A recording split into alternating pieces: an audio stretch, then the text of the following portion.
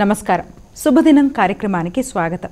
మేషరాశి నుంచి మీనరాశి వరకు ద్వాదశ రాశుల వారికి ఈ రోజు ఏ విధంగా ఉంది, ఈనాటి పంచాంగం ఏంటి, నక్షత్ర ఫలాలు ఏంటి వంటి విషయాలు తెలియజేయడానికి మనతో పాటు స్టూడియోలో సిద్ధంగా ఉన్నారు విశ్వవిద్యాలయ అగ్రశ్రేణి తొలి మహిళ జ్యోతిష్య వాస్తు పట్టభద్ర పంచాంగకర్త జ్యోతిష్య మహోపాధ్యాయ, అదేవిధంగా జ్యోతిష్య శాస్త్రంలో PhD గోల్డ్ మెడలిస్ట్ అయినటువంటి డాక్టర్ ఈడుపుకంటి పద్మజారాణి గారు. వారితో మాట్లాడదాం. ద్వాదశ రాశుల వారికి ఈ రోజు ఎటువంటి ఫలితాలు ఉన్నాయో మరిన్ని విషయాలు కూడా తెలుసుకుందాం. అమ్మా నమస్తే. అమ్మా నమస్కారం. నేటి పంచాంగం. నేటి పంచాంగం శ్రీ క్రోధినామ సంవత్సరం, దక్షిణాయనం, శ్రావణమాసం, కృష్ణపక్షం, మంగళవారం. సూర్యోదయం ఉదయం 6 గంటలకి, సూర్యాస్తమయం సాయంత్రం 6 గంటల 38 నిమిషాలు. తిథి పాడ్యమి రాత్రి 8 గంటల 32 నిమిషాల వరకు. నక్షత్రం శతభిషం రాత్రి తెల్లవారుజామున 3 గంటల 9 నిమిషాల దాకా. యోగం అతిగండ రాత్రి 8 గంటల 55 నిమిషాల వరకు. కరణములు బాలవ ఉదయం 10:15 వరకు. కరణం కౌలవ రాత్రి 8 గంటల 32 నిమిషాల వరకు. రాహుకాలం మధ్యాహ్నం 3 గంటల 29 నిమిషాల నుంచి సాయంత్రం 5 గంటల 4 నిమిషాల వరకు. గుళిక కాలం మధ్యాహ్నం 12:19 నుంచి 1:54 వరకు. యమగండం ఉదయం 9:10 నుంచి 10:45 వరకు. అభిజిత్ ముహూర్తం మధ్యాహ్నం 11:54 నుంచి 12:45 వరకు. దుర్ముహూర్తం ఉదయం 8 గంటల 32 నిమిషాల నుంచి 9 గంటల 22 నిమిషాల వరకు. తిరిగి రాత్రి 11:11 నుంచి 11:57 నిమిషాల వరకు. అమృతకాలం రాత్రి 8 గంటల 44 నిమిషాల నుంచి 10 గంటల 10 నిమిషాల వరకు. వర్జం మధ్యాహ్నం 12:10 నుంచి 1 గంట 36 నిమిషాల వరకు. ఇది నేటి పంచాంగం. నేటి రాశి ఫలాలు. మేషరాశి.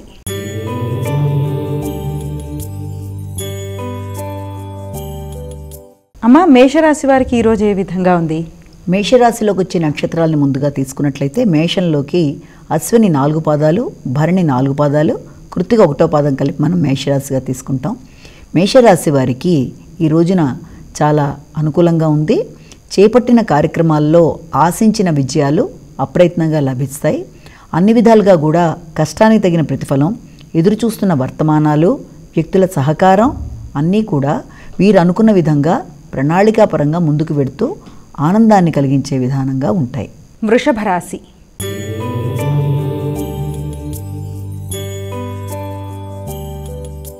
అమ్మ వృషభ రాశి వారు ఎటువంటి జాగ్రత్తలు పాటించాలి?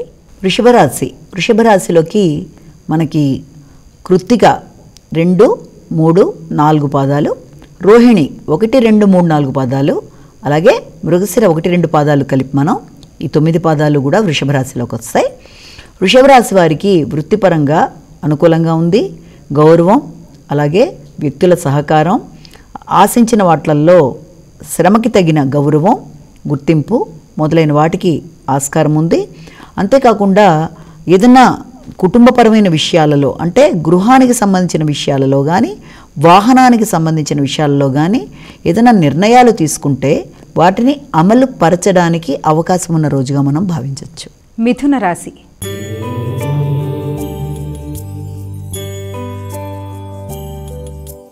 అమ్మ మిథున రాశి వారికి ఈరోజు ఎటువంటి ఫలితాలు ఉన్నాయి? మిథున రాశి ముందుగా అందులోకి వచ్చే నక్షత్రాలు మృగశిర 3, 4 పాదాలు, అలాగే ఆరుద్ర 1, 2, 3, 4 పాదాలు, పునర్వసు 1, 2, 3 పాదాలు కలిపి మనం మిథున రాశిగా తీసుకుంటాం. మిథున రాశి వారికి అనుకూలమైన సమయంగా భావించవచ్చు. తండ్రి, పెద్దలు మొదలైన వారి తోడ్పాటు, సంతృప్తిగా కార్యక్రమాలు ముందుకు సాగడం, విద్యార్థులకి అనుకూలమైన సమయం, అలాగే ధైర్య సాహసాలు పెరగడం, నిర్ణయాలు ఖచ్చితంగా తీసుకోవడం, దాని పరంగా ముందుకు వెళ్ళడం మొదలైన వాటికి అనుకూలత కనబడుతోంది. కర్కాటక రాశి.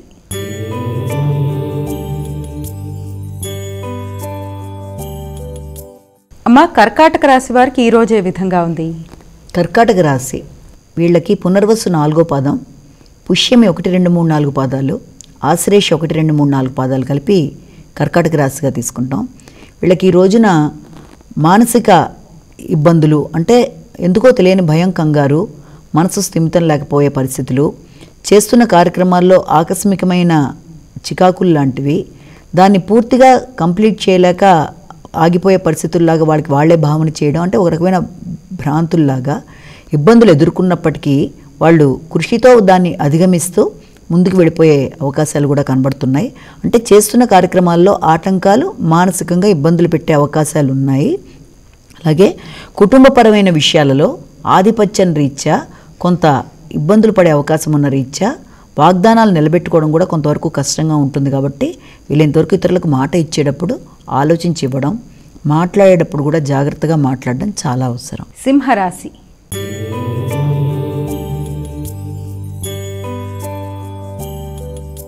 అమ్మ, సింహరాశి వారికి ఎలా ఉంది ఈరోజు?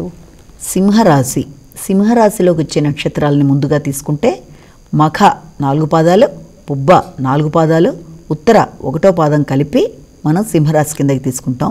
సింహరాశి వాళ్ళకి సంఘంలో గుర్తింపు, గౌరవం, పలుకుబడి, నూతన పరిచయాలు, మంచి మిత్రులు, అలాగే పడిన శ్రమకి ప్రతిఫలం, ధైర్యం పెరగడం, సాహసం పెరగడం, ఆకస్మిక ప్రయాణాలకు కూడా అవకాశం ఉంది. అన్నీ కూడా వీళ్ళు అనుకున్న ప్రణాళిక పరంగా ముందుకు వెళ్ళే అవకాశాలు లాంటి వాటికి, వృత్తిపరమైన ప్రయాణాలకు కూడా ఎక్కువ అవకాశాలు కనబడుతున్నాయి. కన్యారాశి.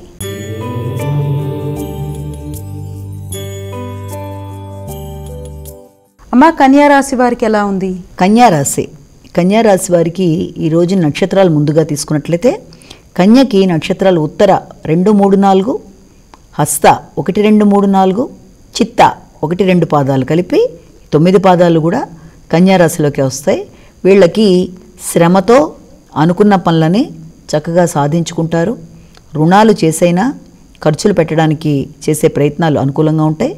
వీళ్ళకి ఎవరైనా ఇవ్వాల్సిన రుణములు ఉంటే కూడా అవి అందడం, అలాగే సాహసంతో కార్యక్రమాలని నెరవేర్చడం, ఆశించిన ఫలితాలు వృత్తిపరంగా ఇప్పటిదాకా ఎదురు చూస్తున్న వాటికి సంబంధించి నిరుద్యోగులకి వృత్తిపరమైన విషయాలలో ఆశావాహకంగా ఉండడం అనేది, అలాగే ఇతరుల సహకారం, తోడ్పాటు అనేవి అధికంగా లభించటం మొదలైన వాటికి అవకాశం ఉన్న రోజుగా కూడా మనం భావించవచ్చు. తులారాశి.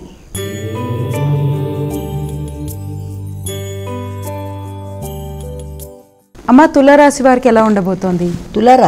ముందుగా తులారాశిలోకి వచ్చే నక్షత్రాలు తీసుకున్నట్లయితే తులారాశిలోకి చిత్త 3, 4 పాదాలు, అలాగే స్వాతి 1, 2, 3, 4 పాదాలు, విశాఖ 1, 2, 3 పాదాలు, ఈ 9 పాదాలు కలిపి మనం ఈ యొక్క తులారాశిగా భావన చేస్తాం. కాబట్టి తులారాశి వారికి మానసిక ఆనందం అనేది బాగుంటుంది. చక్కటి వాతావరణంలో ఇష్టమైన వ్యక్తులతో, ఆత్మీయులతో కలిపి, కుటుంబ సభ్యులతో కలిపి గడపడం, వారి కోసం చక్కటి ఖర్చులు చేయడం, ఒకలాంటి పండగ వాతావరణానికి అనుకూలత, ఆశించిన విజయాలు, ఫలితాలు, ఇష్టపడిన సందర్భంలో వాళ్ళు ఏదైతే వాళ్ళు ఇప్పటిదాకా ప్రణాళిక వేసుకున్నారో దాని ప్రకారం ఎదురు చూసిన విషయాలలో వాళ్ళకి మంచి వర్తమానాలు అందడం, వాళ్ళు మొదలుపెట్టిన ప్రాజెక్ట్స్లో సక్సెస్ఫుల్గా ముందుకు వెళ్ళడానికి ఒక మార్గం కనబడడం, ఆధ్యాత్మికత పెరగడం మొదలైన వాటికి ఆస్కారం ఉంది. వృశ్చిక రాశి.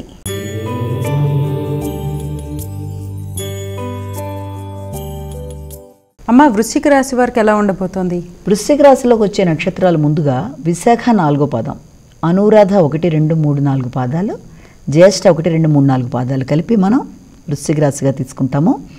వృశ్చిక రాశి వారికి కొంత వాహన సంబంధమైన విషయాల్లో కానీ, తర్వాత పిత్రార్జితానికి సంబంధించిన విషయాలు కానీ, అంటే స్థిరాస్తులు, దాంతోపాటుగా తోబుట్టువులకు సంబంధించిన విషయాలలోనూ కొంత ఘర్షణాత్మకమైన వాతావరణానికి అవకాశం ఉన్న రీత్యా ఒకటి, అలాగే విద్యార్థులు కష్టం మీద మంచి ప్రతిఫలాలు పొందడం, నూతన విషయాలు తెలుసుకోవడం, ఆహార స్వీకరణ విషయంలో వీళ్ళకి అనుకూలంగా ఉండడం మొదలైన వాటికి బాగుంది. ఉన్నతాధికారులతో వీళ్ళకి చక్కటి ర్యాపో, అంటే వాళ్ళతో మాట్లాడి పనులు సాధించుకోవడానికి ఉన్నతాధికారులతో వీళ్ళు ముందుకు వెళ్ళడం, రాజకీయ నాయకులు, పలుకుబడి కలిగిన వ్యక్తులు వీళ్ళకి సహకరించడానికి ఆస్కారం ఉంది. ధనుస్సు రాశి.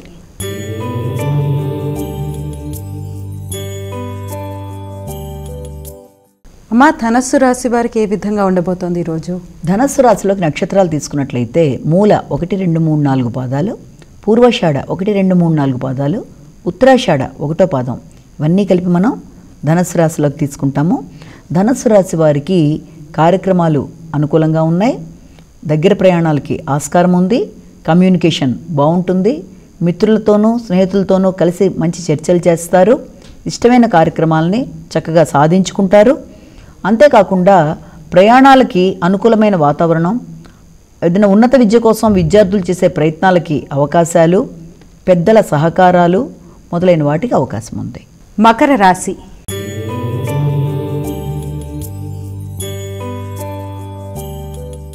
అమ్మ, మకర రాశి వారికి ఏ విధంగా ఉండబోతుంది ఈరోజు?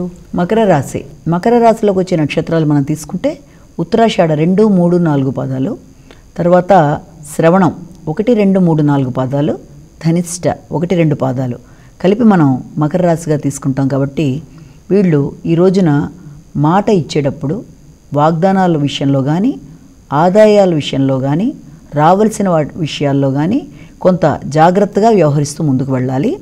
రావాల్సిన విషయాలలో ఆలస్యాలు, ఆటంకాలు ఉన్నప్పటికీ వీళ్ళు సమయస్ఫూర్తిగా వ్యవహరించి దాన్ని అధిగమిస్తారు.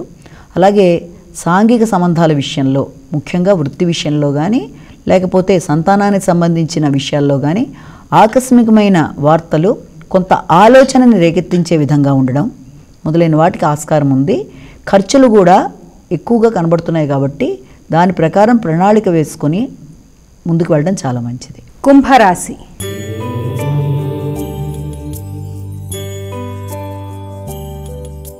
అమ్మ, కుంభరాశి వారికి ఈరోజు ఏ విధంగా ఉండబోతోంది? కుంభరాశికి వచ్చిన నక్షత్రాలు తీసుకుంటే దాంట్లో ధనిష్ట 3, 4 పాదాలు, శతభిషం 1, 2, 3, 4 పాదాలు, పూర్వభద్ర 1, 2, 3 పాదాలు కలిపి మనం ఈ యొక్క కుంభరాశిగా చెప్తాము. ఈ కుంభరాశి వారికి ఈ రోజున ఆత్మవిశ్వాసం చాలా ఎక్కువగా ఉంటుంది. పోటీలలో నెగ్గడానికి చాలా శ్రమతో గట్టిగా కృషి చేసి అనుకున్న ఫలితాలు సాధించడానికి ముందుంటారు. అలాగే ఇష్టమైన వ్యక్తులతో కలిసి నిర్ణయాలు తీసుకుంటారు.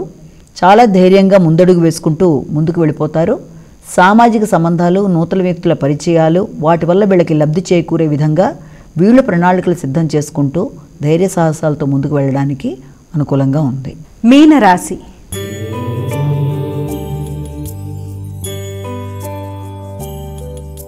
అమ్మ, మీనరాశి వారికి ఈరోజు ఏ విధంగా ఉండబోతోంది? మీనరాశిలోకి వచ్చే నక్షత్రాలు తీసుకున్నట్లయితే పూర్వభద్ర 4వ పాదం, ఉత్తరభద్ర 1, 2, 3, 4 పాదాలు, రేవతి 1, 2, 3, 4 పాదాలు, మొత్తం ఈ 9 పాదాలు కలిపి మనం మీనరాశిలోకి తీసుకుంటాం. వీళ్ళకి ఈ రోజున వ్యక్తులతో విభేదాలు, మాటల వల్ల అపార్థాలకు అవకాశం లేకుండా జాగ్రత్త పడాలి. ఆధ్యాత్మిక సంబంధమైన విషయాలలో ఖర్చులు అధికంగా ఉంటాయి. సంతానానికి విద్యాపరమైన విషయాలలో వాళ్ళకి ఏదన్నా వస్తువులు కొనుగోలు విషయంలో కూడా ఖర్చులు అధికంగా చేసే అవకాశం ఉంది. ఇష్టమైన వ్యక్తుల కోసం వీళ్ళు రుణం చేసైనా సరే ఖర్చులు పెట్టే అవకాశాలు లాంటి వాటికి ఆస్కారం ఒకటి కనబడుతుంది. అంతేకాకుండా ఏదైనా దీర్ఘకాలిక పెట్టుబడుల విషయంలో కానీ, లేకపోతే ఏదన్నా ఇంతకుముందు వేసుకున్న ప్రణాళికలో ఆగిన విషయాల్లో కానీ మళ్ళీ నిర్ణయాలు మళ్ళీ పునరావృతం చేసుకోవడానికి అవకాశం ఒకటి. రెండోది, సంఘంలో పలుకుపడగలిగిన వ్యక్తులు మొదలైన వారి యొక్క సహాయ సహకారాలతో నూతన నిర్ణయాలకి నాంది పలకడానికి కొత్త ప్రయత్నాలు చేస్తారు. అమ్మ, ద్వాదశ రాశుల వారు సులభంగా వారికి వారు చేసుకోగలిగే విధంగా ఏమైనా పరిహారం ఉందా? ఈ రోజున 12 రాశుల వారు కూడా తప్పనిసరిగా మనకి ఈ యొక్క కుమారస్వామి, సుబ్రహ్మణ్యేశ్వర స్వామి సంబంధించిన శ్లోకాలు, అంటే హనుమంతుడికి సంబంధించిన శ్లోకాలు కానీ, అష్టోత్తరాలు కానీ, హనుమాన్ చాలీసా కానీ వినడం లేకపోతే చేసుకోగలగడం, ఇవన్నీ కూడా చాలా మంచి ఫలితాలు ఇస్తాయి. కాబట్టి అన్ని రాసుల వారికి కూడా అనుకూలంగా ఖచ్చితంగా హనుమంతుడికి సంబంధించిన ఏదైనా చేసినా అవకాశం ఉన్నవాళ్ళు హనుమంతుడి దేవాలయాలకి వెళ్ళలేకపోయినా ఇది చేయడం, అలాగే మంగళగౌరీ దేవికి సంబంధించిన శ్లోకాలు వినడం కూడా మంచి ఫలితాలను ఇస్తుంది. అమ్మ, నక్షత్ర ఫలితాలు ద్వాదశ రాశుల వారికి ఏ విధంగా ఉన్నాయి ఈరోజు? నక్షత్ర ఫలితాల్లో ఈ రోజున 27 నక్షత్రాలుని మనం 3 విభాగాలుగా తీసుకున్నప్పుడు అశ్వని, మఖ, మూల ఈ 3 కలిపి ఒక జన్మతారలు. అలాగా అశ్వని, మఖ, మూల నక్షత్రం వాళ్ళకి రాత్రి దాకా సమయం అనుకూలంగా ఉంది. ఏదన్నా నూతన కార్యక్రమాలు చేద్దామనుకున్నా, నూతన వ్యక్తుల్ని కలిసినా, చేద్దామనుకున్న కార్యక్రమాలు సాధనతో తప్పనిసరిగా వాటిని సాధించుకోవడానికి వీళ్ళు చేసే ప్రయత్నాలకి అనుకూలమైన సమయంగానే భావించవచ్చు. ఇక ఈ భరణి, పుబ్బ, పూర్వాషాఢ వీళ్ళకి ముఖ్యమైన కార్యక్రమాలు రాత్రి దాకా ఉండే సమయం. కొంత అననుకూలత ఉన్నప్పటికీ కార్యక్రమాల్లో కొంత ఇబ్బందికరమైన వాతావరణం, వ్యక్తుల తోడ్పాటు అనేది తగ్గడం, ఆకస్మికంగా ఆరోగ్యపరమైన విషయాల్లో ఏదో రకం కొంత శ్రమ, ఇబ్బందులు లాంటివి ఉండే అవకాశం ఉన్న రీత్యా వీలైనంతవరకు ముఖ్యమైన కార్యక్రమాలు చేసేటప్పుడు జాగ్రత్తగా చూసుకుంటూ వాళ్ళు ముందుకు వెళ్ళినట్లయితే బాగుంటుంది. ఇక కృత్తిక, ఉత్తరాషాఢ వీళ్ళకి ఈరోజు సమయం అనుకూలంగా ఉంది. దైవ సంబంధమైన కార్యక్రమాలు కానీ, ప్రజా సంక్షేమం, సుఖం, ఆరోగ్యం అన్నీ కూడా అనుకూలంగానే కనబడుతున్నాయి. చేద్దామనుకున్న కార్యక్రమాల్లో గౌరవ మర్యాదలు, వ్యక్తుల తోడ్పాటు కూడా వీళ్ళకి అనుకూలంగా కనబడుతోంది. ఇక రోహిణి, హస్త, శ్రవణం వారికి అనుకూలత కొంత తక్కువగానే ఉంది.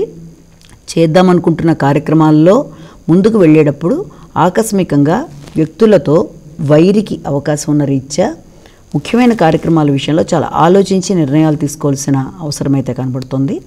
తప్పనిసరి పరిస్థితుల్లో చేయాలి అనుకున్నప్పుడు మాత్రం వీలైతే ఏదైనా బెల్లాన్ని దానం చేయడం, అది కూడా మానసికంగా దానం చేసిన దానం కిందకే వస్తుంది కనుక ఆ రకంగా చేసుకొని వాళ్ళు కొంత ముందుకు వెళ్ళడం అనేది మంచిది.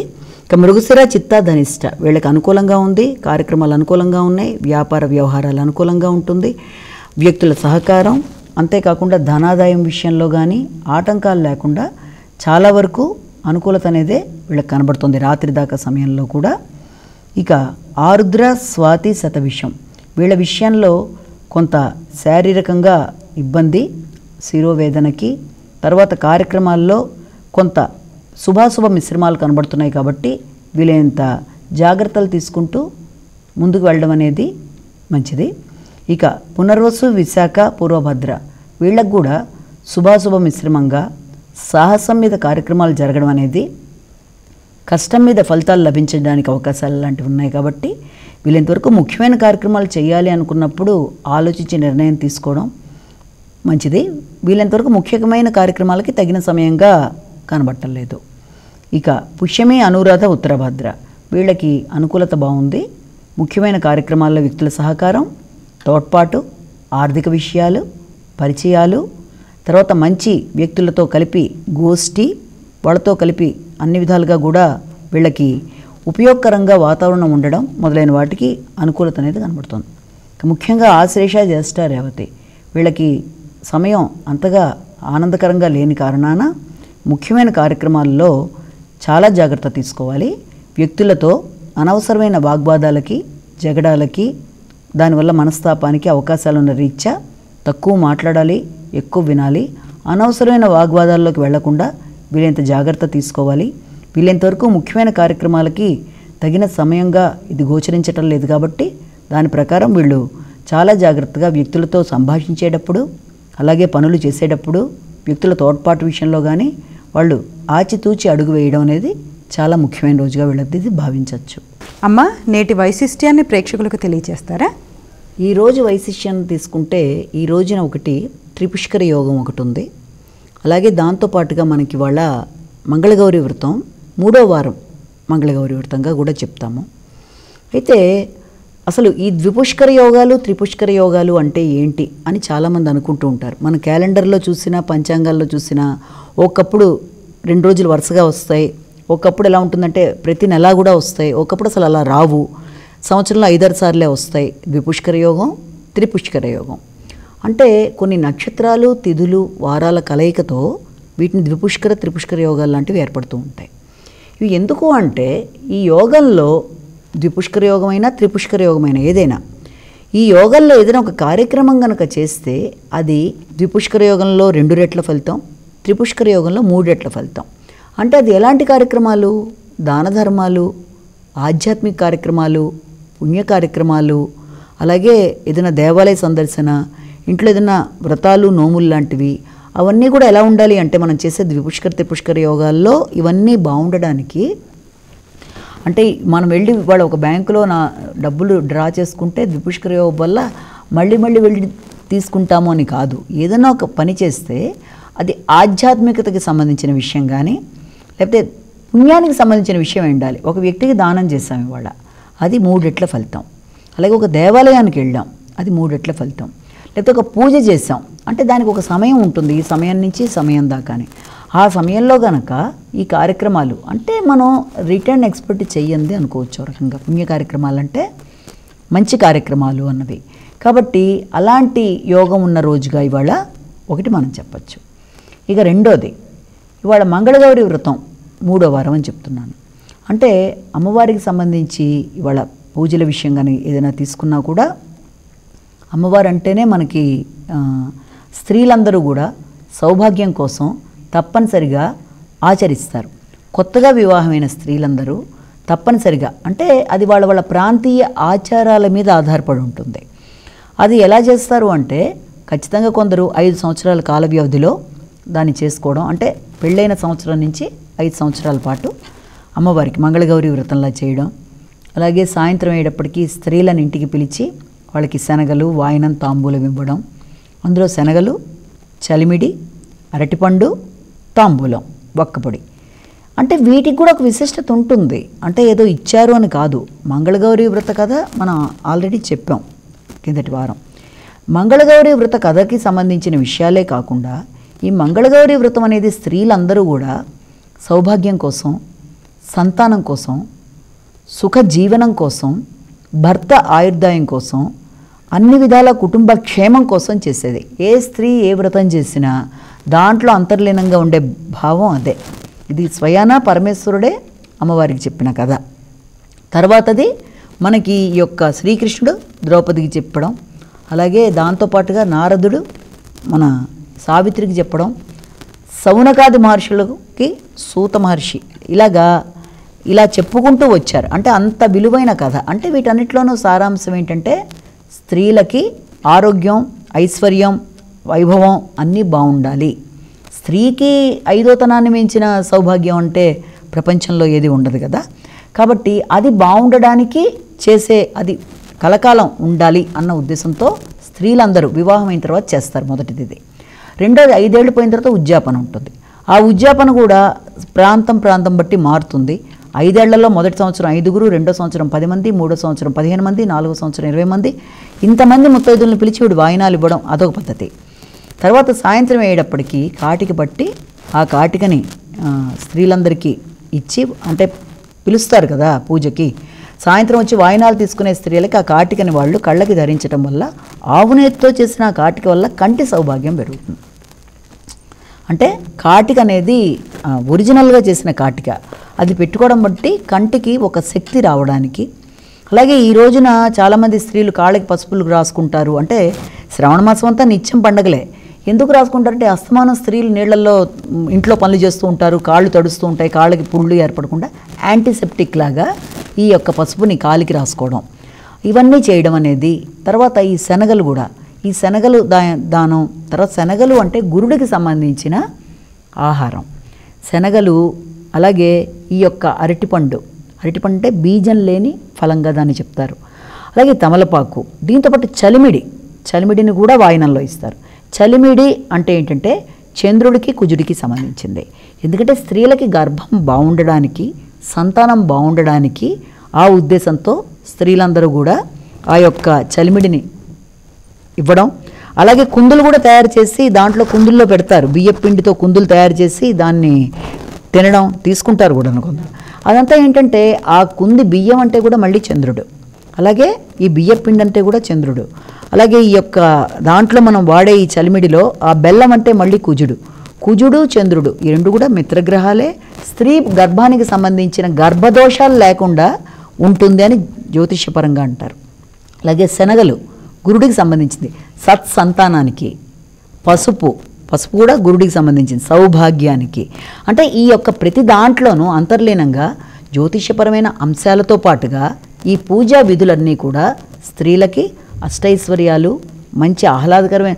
ఎందుకంటే కుటుంబంలో స్త్రీ తను బాగుంటే కుటుంబం అంతా బాగుంటుంది కనుక స్త్రీలందరూ చక్కగా ఈ వ్రతాలు, వైభవాలన్నీ చేసుకుంటూ శ్రావణ మాసం అంతా నిత్యం కళకళలాడుతూ చేసుకుంటారు. కాబట్టి ఇవి చేస్తూ అందరికీ అవి ఇస్తూ వాయినాలు ఇస్తూ అందరూ కూడా కళకళలాడుతూ ఉండడానికి ఈ నోములన్నీ కూడా నిర్దేశించబడి ఉన్నాయి. అమ్మ, నేటి శుభదినంలో ద్వాదశ రాశి ఫలితాలు తెలియచేయడమే కాకుండా నేటి వైశిష్ట్యాన్ని కూడా చాలా చక్కగా ప్రేక్షకులకి విశదీకరించి తెలియచేశారు. ధన్యవాదాలమ్మా. నమస్కారం. ఇది ఈనాటి మన శుభదినం కార్యక్రమం. మరో కార్యక్రమంతో మళ్ళీ కలుసుకుందాం. అంతవరకు సెలవు. నమస్కారం.